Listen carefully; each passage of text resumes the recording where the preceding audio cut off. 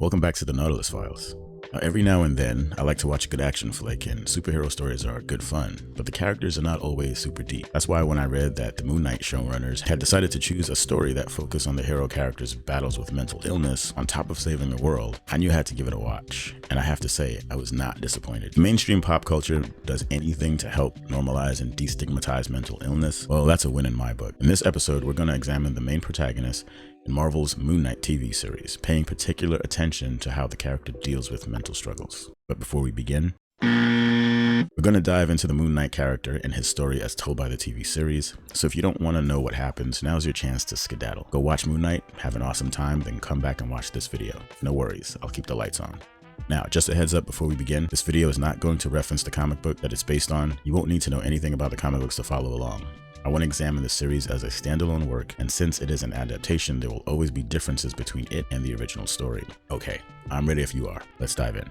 We're introduced to Steven first, who presents as a bumbling, somewhat absent-minded but well-meaning and affable guy that lives a simple life in London where he works in a museum and never forgets to call his mom. On the job, he's treated like somewhat of an idiot by his boss, even though Steven appears to be well-versed in Egyptology, which is, of course, super convenient given his moonlighting gig. I apologize for the pun, but it had to be done, and it felt good. Sorry, not sorry. You would think that having this kind of knowledge would matter, and that he'd be perfectly suited as a guide or a curator at the museum. Unfortunately, that isn't the case. Steven sells candy and knickknacks to the kiddos. So while Steven is high functioning, he still underachieves at work. This is probably done by the writers to make him appear to be deeply misunderstood, something that people with severe mental illness often deal with, as it's hard to explain to others what they're experiencing, and even if they could explain it, how can the other person really relate? Not to mention there's the constant fear and stigma that comes along with being perceived as quote-unquote crazy. Steven's sleep routine is far from normal, and it appears to him that he's having serious trouble with sleepwalking. We witness him pass out and wake up far away from home, having no idea where he is or how he got there. These blackouts last long enough that he misses days at a time, which isn't good for the work life, and it's definitely not good for the dating life. This leaves Steven feeling even more confused, but he keeps it to himself and does his best to try to hold his life together. We meet Layla, Mark's estranged wife, after Steven receives a call on the secret phone in his apartment. This leads to Layla finding Mark, and the two have an awkward exchange because the Mark personality has been ghosting her for several weeks. Layla thinks Mark is pretending to be someone else to avoid having an honest conversation with her. She hands Steven some paperwork to sign off on that turns out to be divorce papers. It's clear that Mark is the one that wants a divorce here. Of course, Steven has no idea who this woman is, but he already has the sense that she's something special and thinks Mark is a moron for divorcing her. And I kind of have to agree on that one. I mean, really, bro, you're gonna walk away from that? It's interesting to note here that even though he is married to Layla and they've been through a lot together, Mark has not opened up to her about his problems because Layla has no idea what he struggles with. She's completely unaware of the Steven personality. This is an example of how the people closest to us can be completely oblivious to our struggles if we're not willing to open up and talk about it. Now, in Mark's defense, we find out in the story that Mark is in a roundabout kinda sorta way responsible for her father's death, and that this is the reason why they met in the first place. So yeah, this could be a problem. It's understandable that he might want to keep this one under wraps. Now, Mark feels like he needs to keep Layla at arm's length because he believes that if she found out who he really is, she might see him the way he sees himself, which is not good. He also doesn't seem to trust that Layla would be understanding of his plight if he were to tell her everything. Ironically, this ends up being the reason for their alienation and consequent failure of the relationship. So it isn't long before we're given clear indications that Steven's unconscious gallivants are more than just some weird occurrences. Steven wakes up and finds himself halfway across Europe and hearing the bellowing voice of Khonshu, giving him instructions while also straight disrespecting him at every turn. Side note, as soon as I heard Khonshu's voice, I was like, Optimus, is that you? Seriously though, Khonshu makes quite the entrance. So what is a Khonshu, you might ask? Khonshu is based on a genuine Egyptian moon deity, son of Ra. He's basically defender of the people in the MCU's take. Like the other gods of the time, he needs an avatar to imbue his powers with so that they can act on his behalf in this world. So as the story goes, Mark found himself in a bad situation. He's out in the desert in the middle of nowhere, badly injured with no possible way to get help. It's curtains from Marc Spector. He comes across Khonshu's temple, where the god makes him an offer he can't refuse. In exchange for your life, do you swear to protect the travelers of the night and bring my vengeance? Be Khonshu's avatar or die. Not really a choice when you think about it.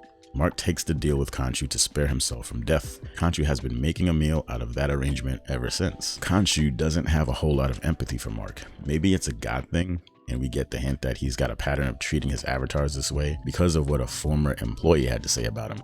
I am grateful. Had you not broken me so completely, I might never have known the value of healing. Arthur Harrow, our villain, is the anti-Moon Knight. He's kind of in the same line of business as Marc Spector. Instead, he chooses the pre-crime flavor. Murder them before they do the bad thing is the motto of the deity he serves, Ammit, the goddess of divine retribution. In short, she's the ultimate queen of clapback. Ammit's style of justice amounts to the murder of most of the population of Earth. Only the holiest of holy folks would survive her judgment. Honestly, I would definitely be deleted if this was real.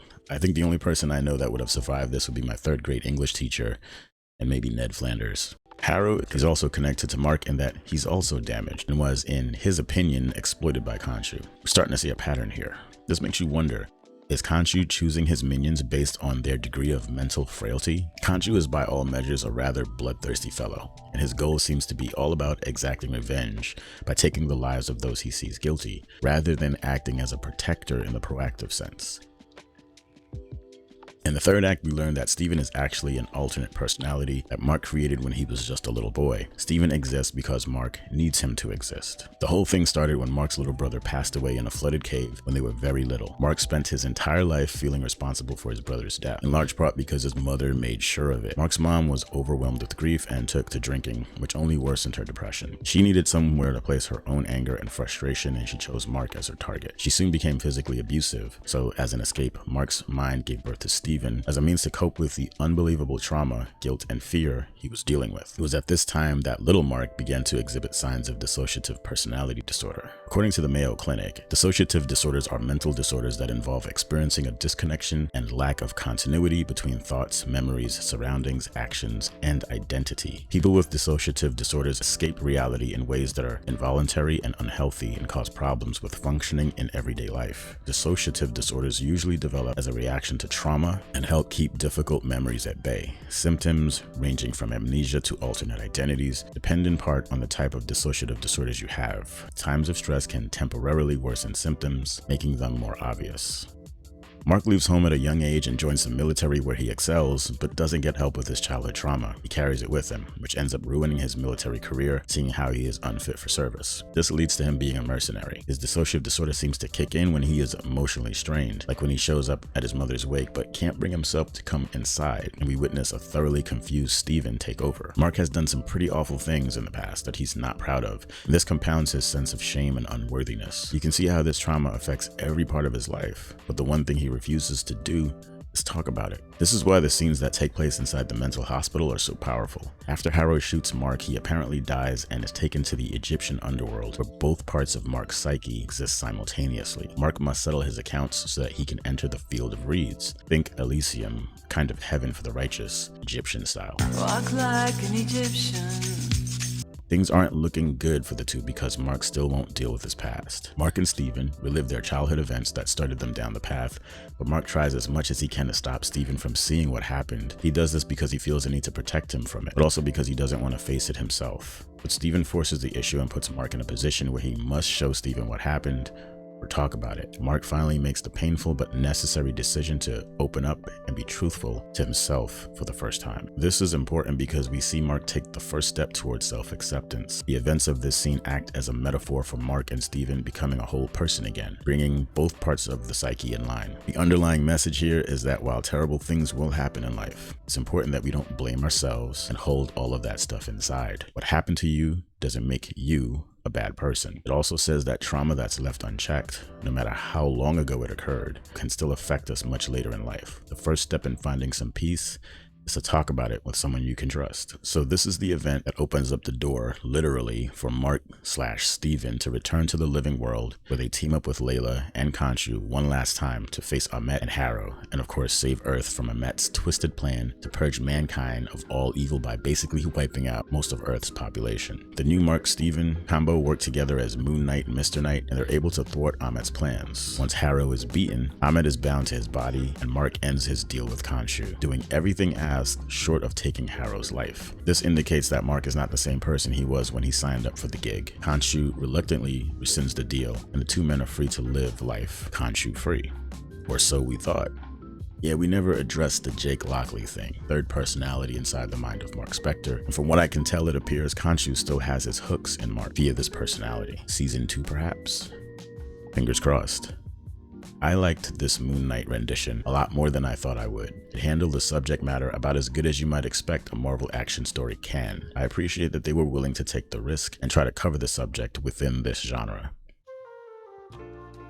I hope you enjoyed this video. If you did, you already know what to do. Until next time, peace.